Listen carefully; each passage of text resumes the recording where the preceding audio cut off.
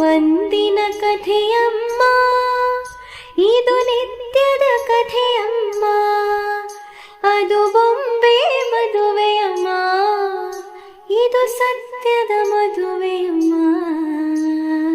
ನೀಲಮೇಘ Shyama.